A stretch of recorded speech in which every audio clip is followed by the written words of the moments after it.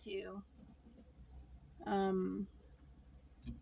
it's not even enough to keep your systems going, but it's something that you learned how to do in order to maybe get what you needed, or whatever the agenda is.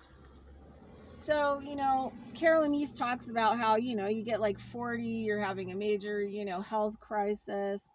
You could even be having an economic crisis in your life. And you could, legitimately say, hey, 20 years this, happened to me and never got on my feet. Which could have been like a lucky break and an opportunity, because you couldn't sustain that energy for whatever it was anyway. So you came to a point where it broke. So you couldn't just continue, down the road for a long, period of time, because your energetic system couldn't support it, right? And so something came in to shut it down, regardless of, how we choose to look at it. So Carolyn, you said, like, we'll have like, $2 million or credits that we're leveraged against in our own energy field. And until we can get that stuff up to date, so that means that even energetically, you're in the past and stuck, and not even in the moment, right? You're not even in the present moment where you can actually, sit down, problem solve, do some, get some new skills, new coping skills that, maybe be a little bit healthy for you. And think about it this way, karmically. Every time that we puncture another being's, energy field, by acting out in a predatory, aggressive way, or however it's going to happen, whether it's with money, whether it's spiritually, whether it's, like the whole mental entitlement, men against the women, spiritual, I've seen it a lot in spiritual superiority. And you have to pay for that karma.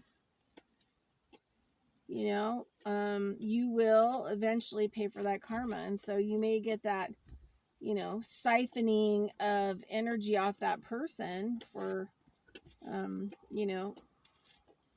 giving them a post-traumatic stress disorder moment, slapping them, hitting them, or, making a very ridicule, minimization, abusive comment to them. But eventually you will have to own that. And it may come at the time where you get in a serious accident and you're bleeding out.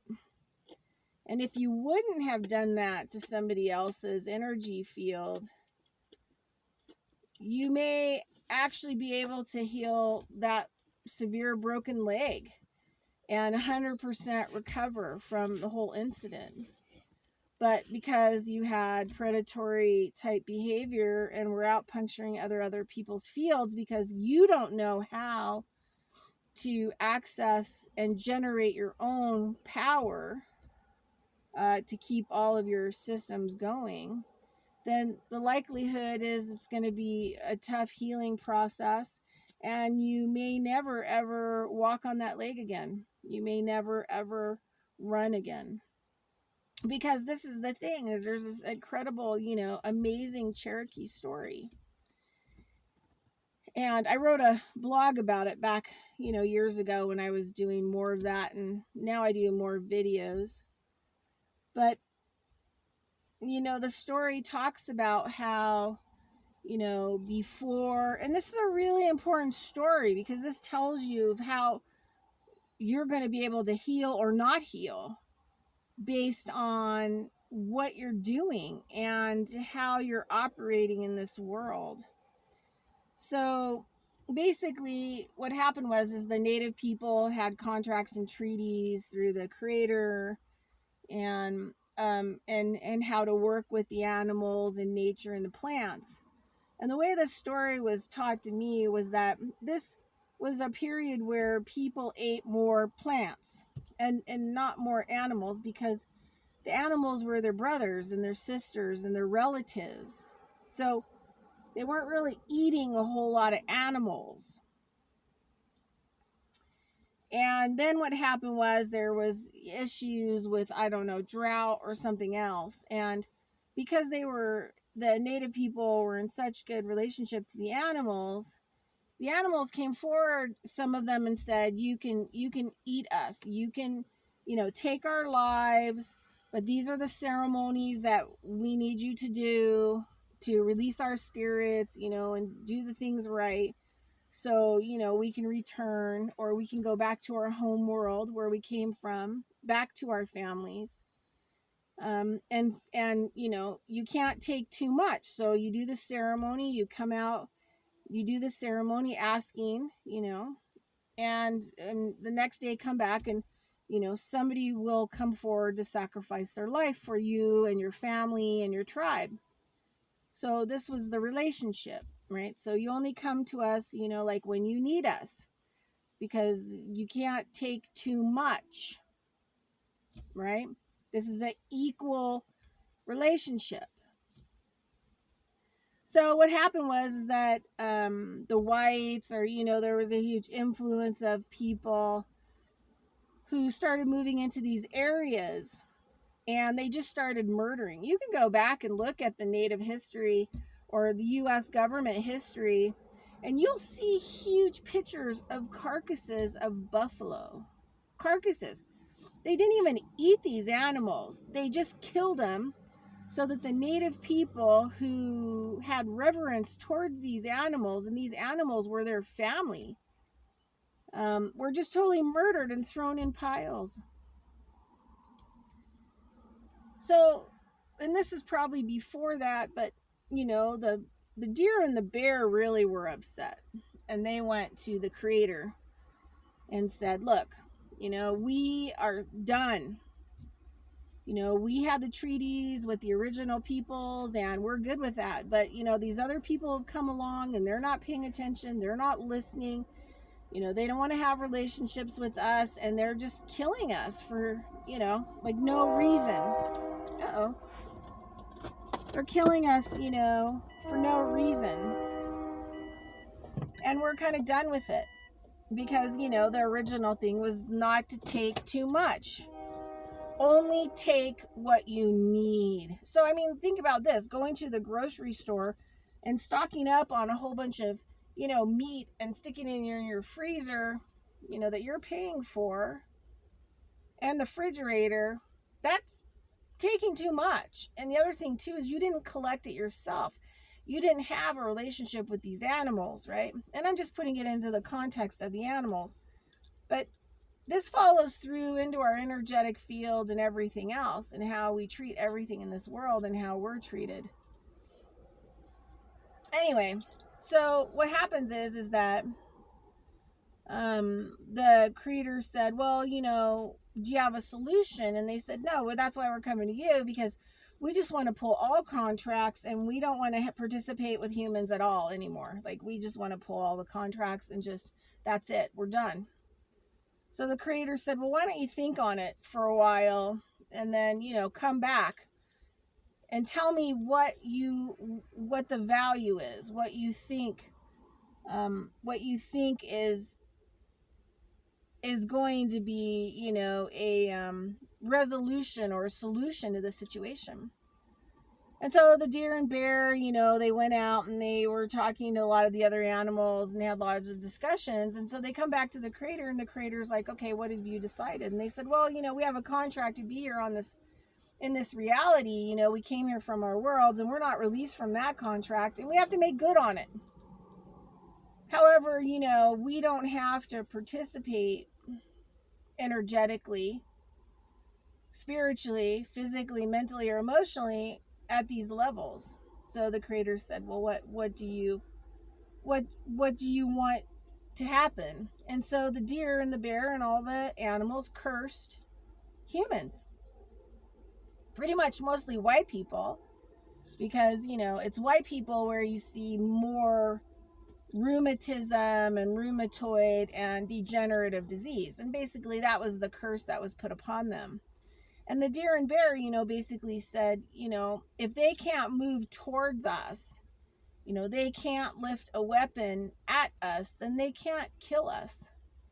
So we want those who take too much, who carry that energy, or who move that energy forward, we want them knocked down and cursed with degenerative rheumatism disease. So whenever people come to me that have a lot of physical pain, rheumatism type pain, I know energetically that they're hoarding stuff. They're, addicted to food. They may be addicted to alcohol. But they're constantly in a consuming, and it's across the board. They could be consuming massive amounts of crystals and stones out in nature. They could be consuming, huge amounts of stuff out of dumpsters and taking it home, thrift stores, this, that, or the other, not really just getting what they need. You know what I mean? In that moment, oh, mom, my pants are bad. Well, get a couple pair of pants. Doesn't mean that you have to spend $10,000 to get a whole bunch of pants. So the thing is that Carolyn Meese talked about that, and how, when we're energetic depleted, we're, have no energy. We're, buried in energetic debt up the hilt.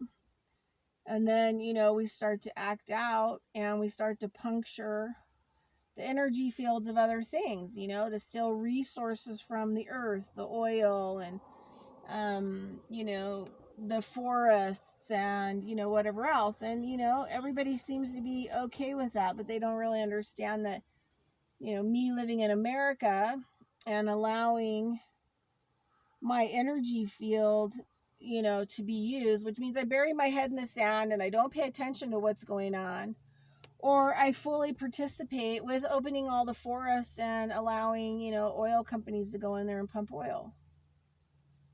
And I don't come up with any kind of other solution. My choices are, I don't want to puncture the earth to get what I need. You know what? If I don't have a car, or I don't have food, or I don't have, whatever else, you know what? I have to accept that I'm going to be okay, because I have to get away from the entitlement that, everything here is like somehow for me to use, and not have any kind of energetic or personal responsibility to that. So, where are you? Where are you? I mean, take an evaluation here in the present moment. Where is your health? Where is your mind? Where are your emotions? What kind of energies are you participating in, and how are you participating in them? And, how are you going to change that? It may require giving more, giving back more. It may require giving up stuff, giving up certain, belief systems, emotions, patterns, and because it will all catch up with you. Like, I laugh these days because, when I was younger, I never really saw karma or personal responsibility ever come back on people, but I wasn't looking hard enough. And now that I've been in healthcare for like over 30 years, and I have to constantly work on my stuff because, I had brain cancer, and I have to monitor that. That has got to be something that's always on my back burner. And because it could easily, come back. And so I have to be constantly and diligently, really working on where my mind is, and also who I'm surrounded by, who, may also have those entitlement type behaviors and emotions, kind of a thing. So, and really, like, how do I get myself out of it? Like, for example, um, I have friends that, when they're not drinking and hungover and going through a whole process of personal and self abuse, or hoarding, or spending money, getting themselves in debt, gambling, you know, going on drug runners, things like that.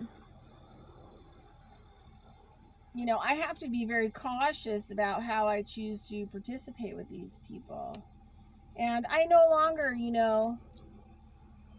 participate in a way that's unhealthy for myself.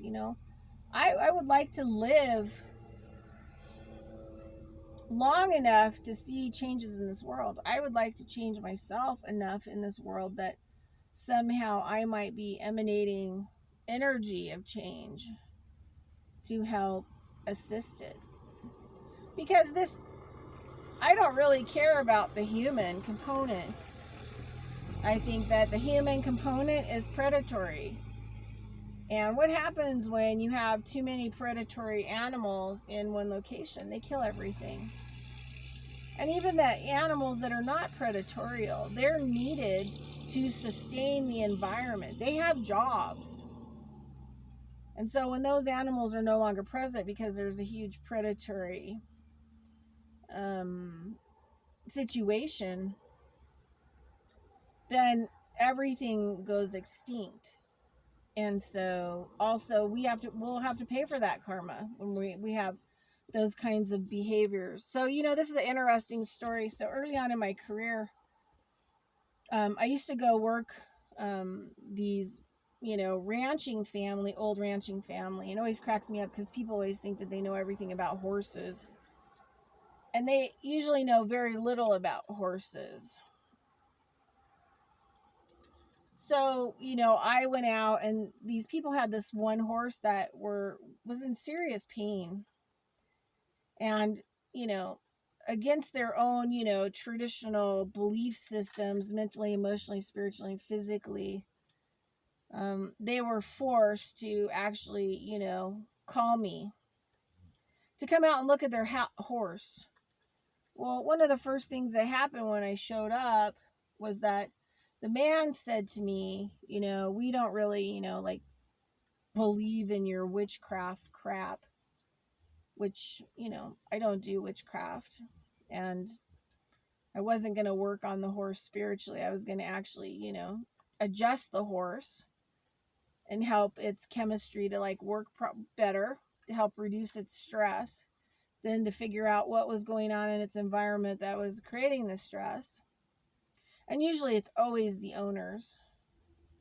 So at one point, when they brought the horse out, it was interesting because the horse kept moving towards me while I was talking to them. And I, was not threatened by this horse. It kept taking little steps forward. It, like, wanted to lean on me because it didn't have anybody to lean on, right? Something was going on really serious with this horse emotionally. Later on, I found out that when it was a young horse, it was majorly injured. It was left in a field without its mother, without other animals that it knew, and it probably heard something, and it didn't have anything to look at to help it to know if it was okay or it's not okay. And it got totally terrified, and it ran for a pretty solid barbed wire fence. And it got so hung up on the fence that it was, like, wound up in the fence when it was found. And so this guy, his whole life had no one to lean on. And so what happened is that the younger son, who was, like, in his mid-20s, decided to come around me and grabbed the horse by the halter, and he started using the heel of his boot to, like, just bam, right onto the horse's foot and the hoof. And the horse, like, you could tell by the way that it jerked its head, like, it was afraid of this guy, right? Terrified. And I just looked at the guy and I said, are you working on the horse or am I working on the horse? He's like, well, you just can't have horses do that. They have to understand their personal space. And I said, I don't operate that way. I don't operate with predatory behavior. That's not how I operate.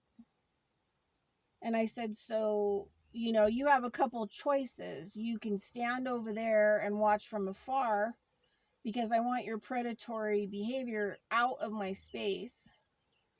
Or you can just leave so I don't have to deal with that energy either until, I can figure out what's going on with this horse. And obviously, if you're going to be standing around and that horse can see you, it's not going to let me adjust it, right? It's not going to let me adjust its brain chemistry to get it out of a cuckoo-doo cycle, because I can see its crazy lady eyes and its crazy lady ears going on. And I need it to be a little bit more settled so that I can actually, grab onto its head and actually be able to adjust it so that I can, like, stimulate whole brain function and, a happy chemical and chemistry running through its body to, like, settle it down. So anyway, I just wanted to give you guys a few different kind of takes that maybe, multiple levels of understanding. Like, I'm not a kumbaya kind of girl. I'm tough. You can talk to people who I was raised with. I'm tough. But I have power, I use my power well. And I don't go around puncturing other beings' powers. I mean, at least I don't consciously do it. And if I have consciously do it, I will try to fix that. It's probably another reason. I mean, I have lots of guy friends, but it's another reason I haven't dated or, participated in any kind of intimate relationship for a long time, because, it always turns on you and there's always this predatorial relationship. And it's just not something that I want to involve my energy field in. I have done a huge amount of work to stay alive from having brain cancer and a lot of these other issues, generating power into my energy field. And I work with other people where I generate power into their energy field to help them to get feeling sort of okay enough so that they can change their diet, they can change their systems, they can change these things. So I support a lot of other people energetically as well. And it's not an easy job. And I'm not going to just go away giving that energy or that power away for an exchange of money or an exchange of, whatever the hell that exchange is going to be. So anyway, just something that I, really been thinking about lately, and really been having to, take it to the next level with myself, with not just avoiding predatory behavior towards me, but actually, standing up in a calm, peaceful way and asking,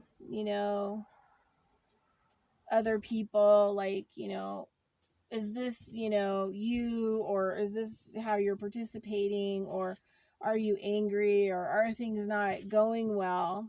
And then I wait for the outcome of that. And then if it escalates because, and they get more predatorial, then, I pull the plug. Because I don't have to participate with it. And you know, as a woman, we're kind of trained to bury our head in the sand and just kind of ignore things and not, you know, stand up and ask questions. And usually what happens is things escalate and then, you know, everybody blows up. And then, you know, everybody just goes back to normal, you know, like nothing's happened, right? I don't play that game either, because that's major destruction. That kind of behavior is super harmful, passive aggressive behavior. So anyway, I hope out there this helps people, or I don't know. I don't know if what I have to say helps people or not helps people. I don't know anymore. But you know, it also gives me a format to kind of work out things that, you know, like I'm working on, and get them into a vocabulary and start to kind of create a new vocabulary. But anyway, thanks so much for listening. And Bridget Lynn Dolgoff, Conscious of Economics and Urban Farm Project, over and out.